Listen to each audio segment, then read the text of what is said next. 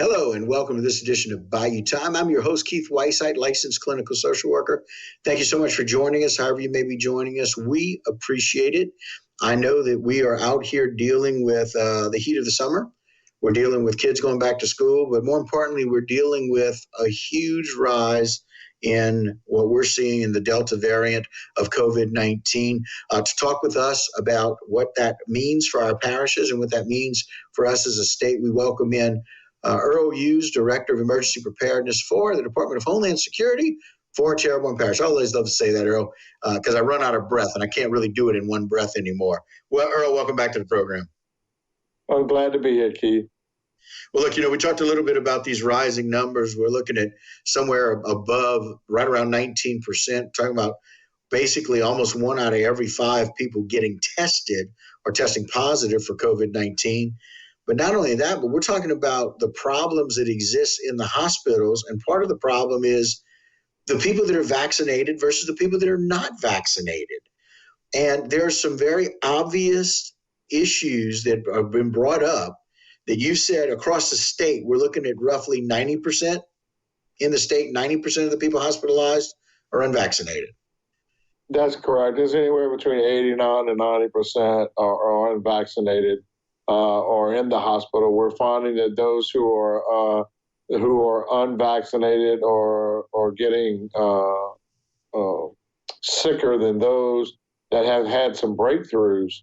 Most of the people, when we talk about a breakthrough, that's those that are vaccinated and catching the COVID, especially the Delta variant. We're finding those are have like the cold symptoms, but they're not sick enough to be hospitalized.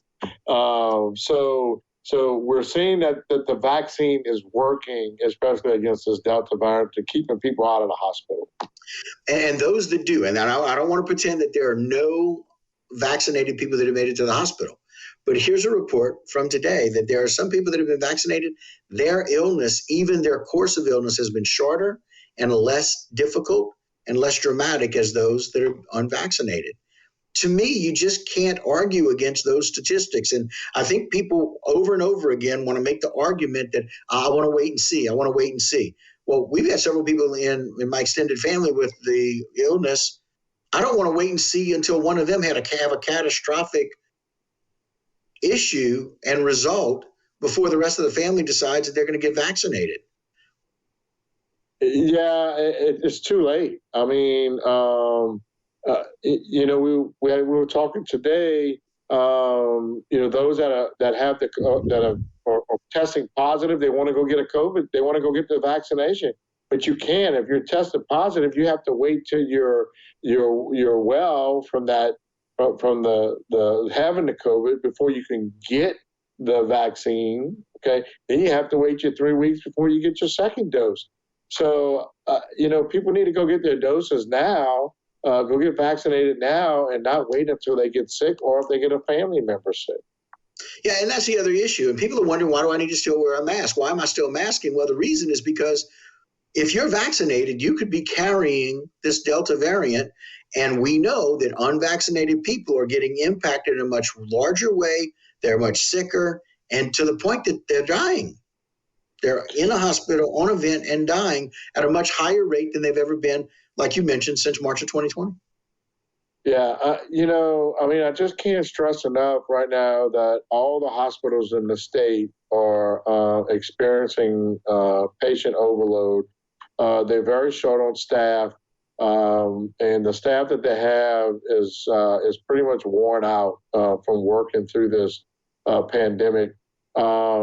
But what you have to realize that all of these COVID patients are taking beds and ICU units that are usually filled with people who have heart attacks, strokes, major car accidents or major trauma. These people have nowhere to go now. If you get in a wreck on the highway with your family and before you get seriously injured and you go to the emergency room, they may not have an ICU unit for you because it's full of COVID patients.